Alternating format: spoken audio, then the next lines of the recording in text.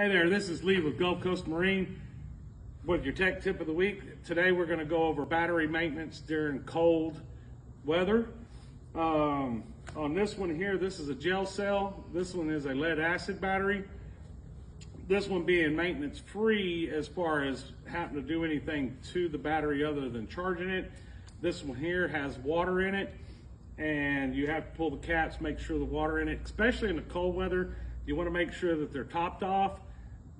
On the lead acid, make sure they're topped off with water, and that is distilled water that you put in these.